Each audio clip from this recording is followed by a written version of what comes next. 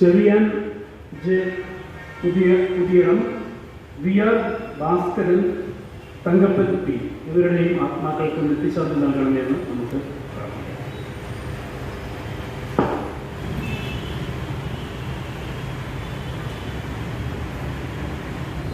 ഇതൊരു ആശയം മാത്രമാണ്. നിങ്ങൾക്ക് താല്പര്യമുണ്ടെങ്കിൽ നമുക്ക് മുന്നോട്ട് പോകാം. കാരണം വേറെ ഒന്നുമല്ല, കഴിഞ്ഞ ദിവസം നമ്മുടെ വാട്സാപ്പിലൊരു ചിത്രം വന്നിരുന്നു. തിരുവനന്തപുരത്ത് കുറച്ച് നമ്മുടെ അതുപോലെ തന്നെ സ്ത്രീകൾക്ക് വേണ്ടി മാത്രം, അതായത് ഒരു സമ്മേളനം, അതും നമ്മുടെ അജണ്ടയിലുണ്ട്. ഇതൊക്കെ എക്സിക്യൂട്ടീവ് കമ്മിറ്റിയിൽ വന്നതിന് ശേഷമേ തീരുമാനമെടുക്കാൻ പറ്റുള്ളൂ. ഞാൻ എൻ്റെ അഭിപ്രായം നിങ്ങളോട് അറിയിച്ചതാണ്.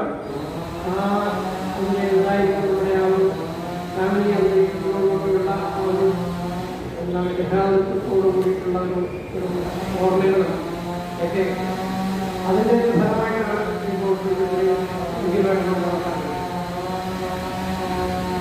അതിന് ഓൾറെഡി വ്യക്തികൾ വരുന്നുണ്ട്. പക്ഷേ എന്താ പറയുക, പൂർണ്ണമായ വലിയ ജനത്തിൽ മണ്ഡലം രീതിയിലാണ് നന്നായി അത് കഴിക്കാൻ തന്നെ നിൽക്കണം.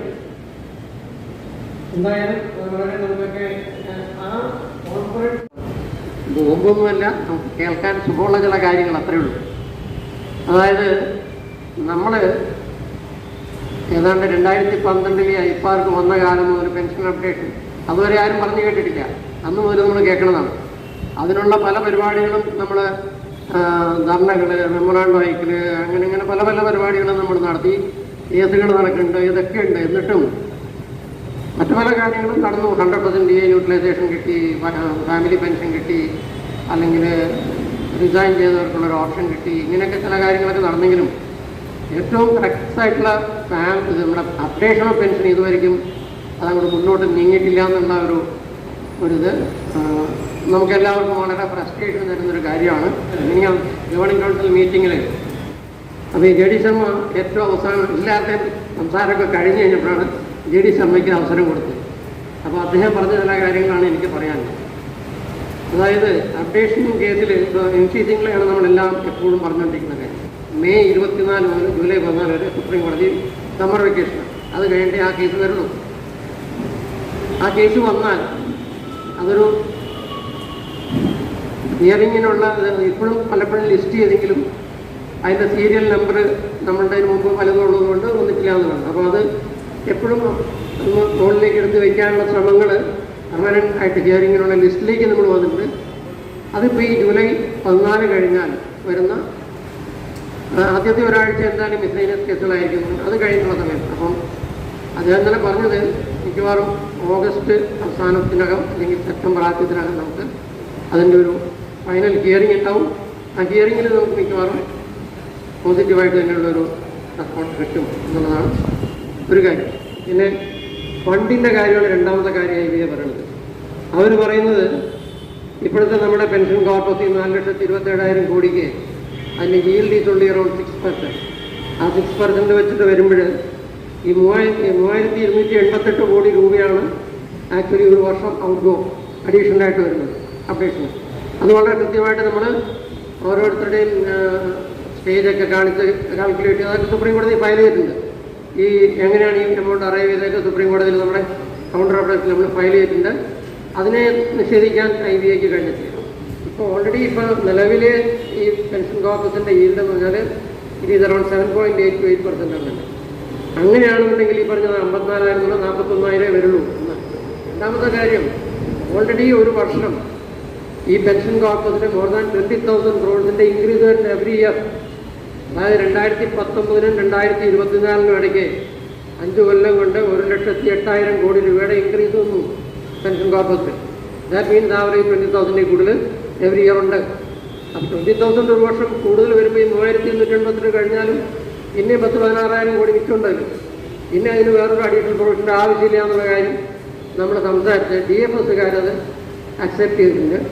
അപ്പോൾ ഡി എ ബസ്സുകാർ പറഞ്ഞത് you convince IBA people and let them recommend it, we will approve it. അതാണ് ഇപ്പോൾ ഫിനാൻസ് മിനിസ്റ്ററും പറഞ്ഞ കാര്യം അതാണ്. ഫിനാൻസ് മിനിസ്റ്റർ പറഞ്ഞത് ഗവൺമെൻറ്റിൻ്റെ അടുക്കൽ ബാങ്കുകൾ അഡീഷണൽ ആയിട്ട് ഫണ്ട് ചോദിച്ചില്ലെങ്കിൽ ഞങ്ങൾക്ക് യാതൊരു വിഷമമില്ല, സന്തോഷമേ ഉള്ളൂ ബാങ്കുകാർക്ക് പെൻഷൻ അപേക്ഷ കൊടുക്കാമെന്നാണ്. അപ്പോൾ ഇനി ഈ IBA-ക്കാരുടെ അടുക്കൽ നമുക്ക് ഔദ്യോഗികമായ നെഗോസിയേഷൻ സ്റ്റാറ്റസ് ഇതുവരെ വന്നിട്ടില്ല. അപ്പോൾ അതിന് നമ്മൾ ചെയ്തതെന്താ വെച്ചാൽ ഈ നെഗോഷിയേറ്റിംഗ് ടീമിൻ്റെ ചെയർമാൻ കഴിഞ്ഞപ്പോൾ അങ്ങനെ പറഞ്ഞൊരു കാര്യം ചെയ്യാം, I will make an arrangement for you people to discuss with the IBA officials in Bombay.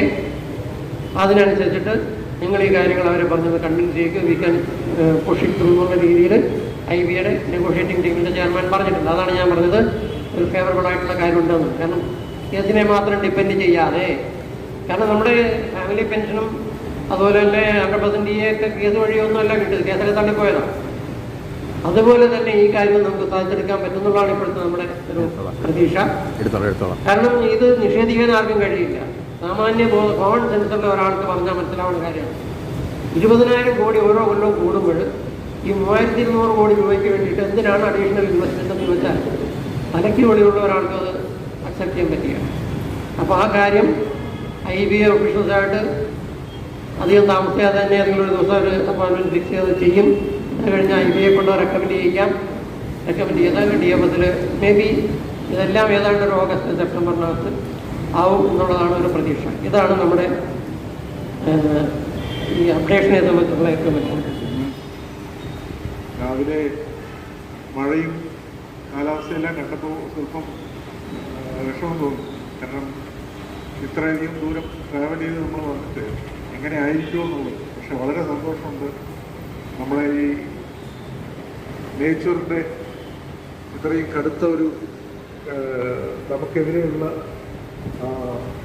Attack നമ്മളെ പ്രതിരോധിച്ച് ഒരുപക്ഷെ തിരുവനന്തപുരത്തുള്ള ധർമ്മ, IB പാർട്ടിയുടെ ധർമ്മ, ആസൂത്രം പാളയത്തുള്ള ധർമ്മ, അതുപോലെ നമ്മുടെ കൺപുഴ നാട്ടിൽ തന്നെ നമ്മുടെ IB പാർട്ടിയുടെ ധർമ്മ നടന്നു.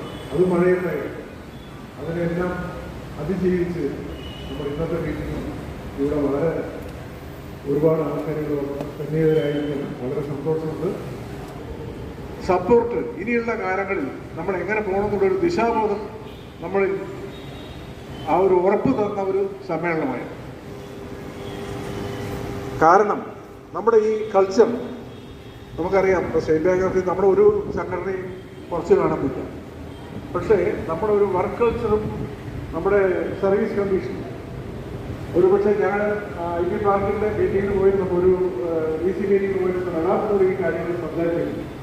അദ്ദേഹം പറഞ്ഞത് നിങ്ങളുടെ സംഘടനയെ പോലുള്ള ആ ഒരു പ്രതിബദ്ധത അല്ലെങ്കിൽ അതിനുള്ള കമ്മിറ്റ്മെന്റ് മറ്റൊരു സംഘടനകൾക്കുമില്ല. അതുകൊണ്ട് ഈ റിട്ടയർമെന്റ് സംഘടന IB പാർട്ടിയിൽ ഉറച്ചു വയ്ക്കണം.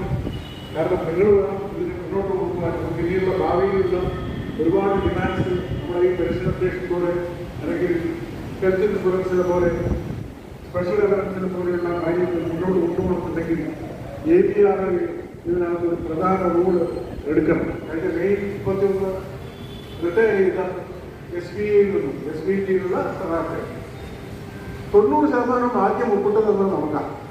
APRA എന്നുള്ള സംഘടന അതുകൊണ്ട് തന്നെയാണ് എല്ലാവരും ആവശ്യപ്പെടുന്നത് വേണമെന്നുള്ളത്. ഈ എസ്തേഷ്യ എന്നുള്ളത് നമ്മുടെ ഒരു ഡിമാൻഡേ ആവരുത്. കാരണം എസ്തേഷ്യ നമ്മൾ ആവശ്യപ്പെടുന്നതേ നമ്മൾ ആവശ്യപ്പെടുന്നത് പെൻഷൻ അപ്ഡേഷനാണ്. അതായത് എന്നെ ഈ മീറ്റിംഗിൽ ക്ഷണിച്ച നിങ്ങൾ എല്ലാവർക്കും നന്ദി.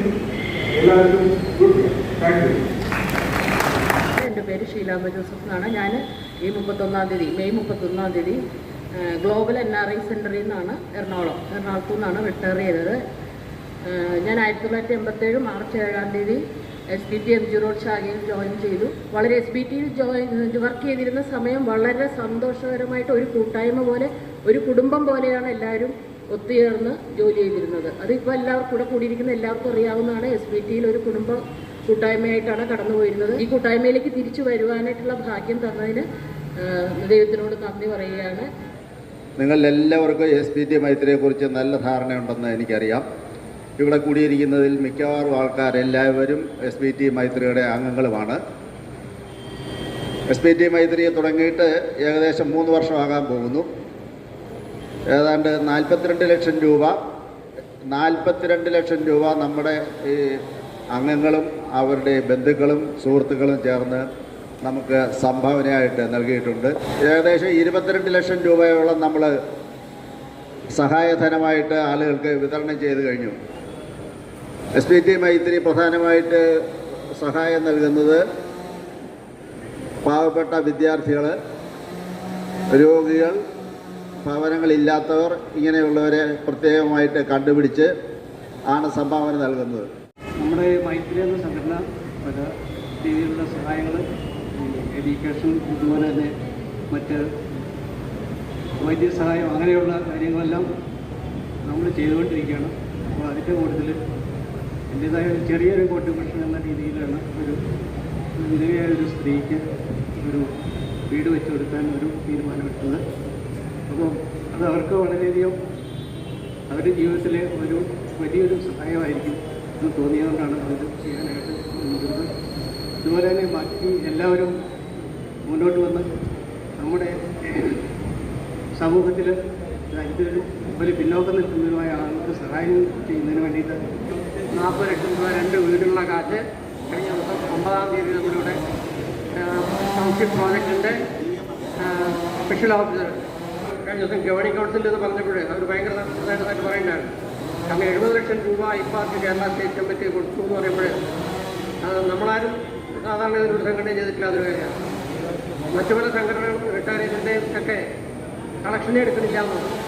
സമാധാൻ പക്കവട അത് റീജിയണൽ ഓഫീസിലും LHOയിലും ഒക്കെ നടക്കുന്നുണ്ട്.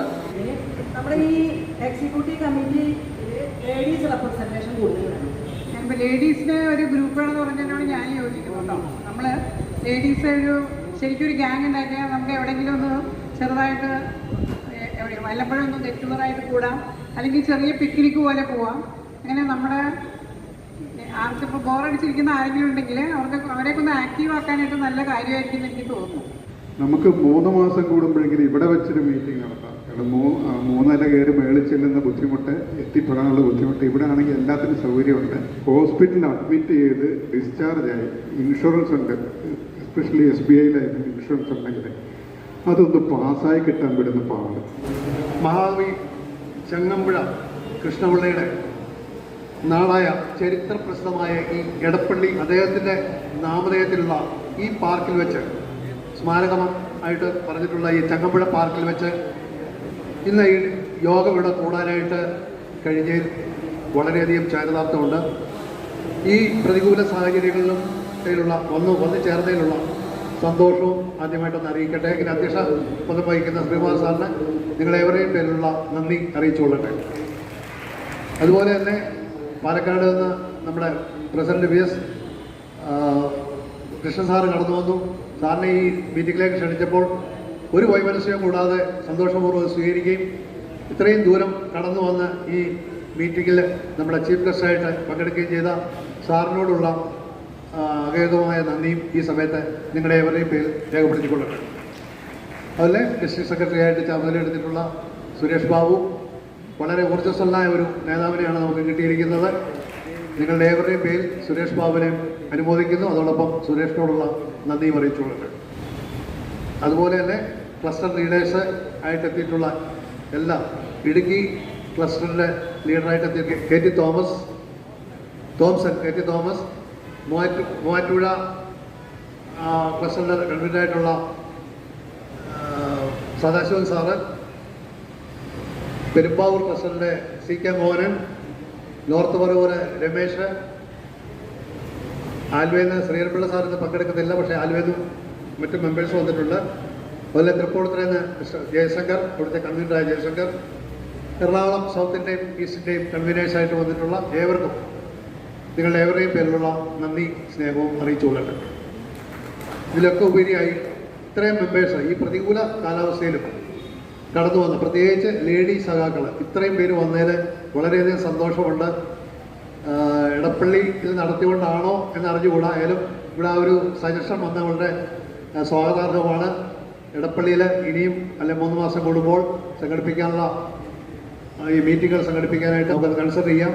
ഏതായാലും ഇത്രയും പേര് ഈ ഇന്നത്തെ ഈ മീറ്റിങ്ങിൽ കടന്നു വന്ന ഏവർക്കും ഈ ഡിസ്ട്രിക്ട് കമ്മിറ്റിയുടെ പേരിലുള്ള നന്ദിയും സ്നേഹവും അറിയിച്ചുകൊണ്ട് ഞാൻ നിർത്തട്ടെ. നന്ദി, നമസ്കാരം. ഈ മീറ്റിങ്ങിനെ ഇത്രയധികം മനോഹരമായി കോമ്പയർ ചെയ്ത നമ്മുടെ ഡോക്ടർ ഗ്രിഗറി പോളിനോടുള്ള നന്ദി സ്നേഹവും ഈ സമയത്ത് അറിയിച്ചു കൊള്ളുന്നു.